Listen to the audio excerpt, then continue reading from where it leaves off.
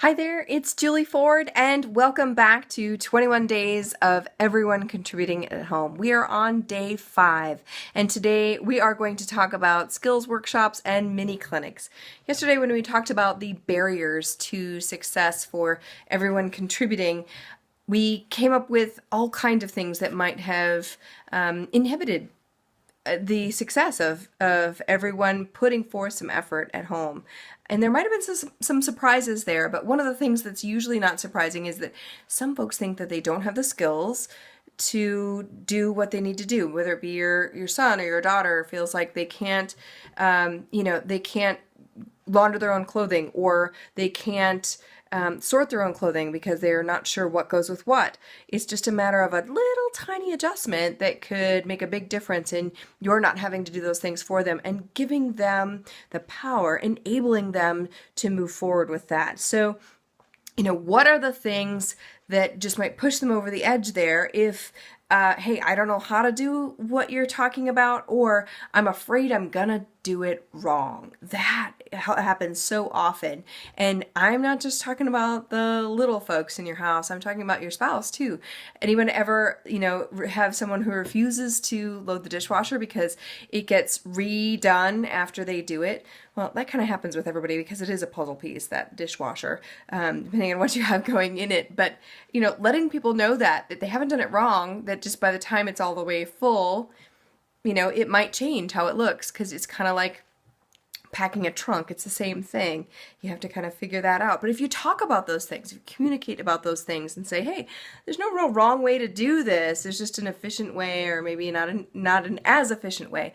Same thing when you're talking about folding clothes. There's no wrong way to fold clothes. It's just a matter of what drawer they go in. That might make a difference for how someone might want them done.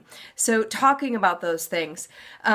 I used to have a complete anxiety about vacuuming our pool. Why? Because I thought if I turn the wrong valve, I'm going to actually screw up the whole equipment, and it's going to cost lots of money, and I'm going to mess it all up. My kids shared that with me, and so we kind of had a little mini clinic, and that was more like, so Dad, tell us what we have to do, and if there's more than a step or two, well, then we wrote it down. So we made some instructions so that we could refer back even if Dad wasn't around to show us how to do it. So that's what these mini clinics are about. Whether it's filling the dishwasher, starting the washer, the clothing washer, or vacuuming. My daughter told me today that she was afraid when she was little that it was going to suck up her feet. I have to say, my grandma had a really scary Kirby when I was little, and I thought it was going to suck up my feet too.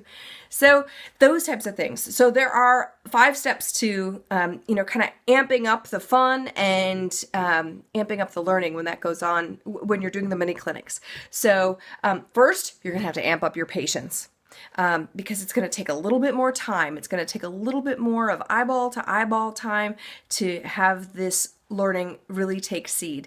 So set aside some whites of their eye time and break the task into smaller steps. Like I said, if it's more than a couple of steps, you might even need to write them down. So that's another step. Make sure that if the task has a bunch of steps, write it down. The other is show them and then let them. So let them have some hands-on so they understand what you're talking about.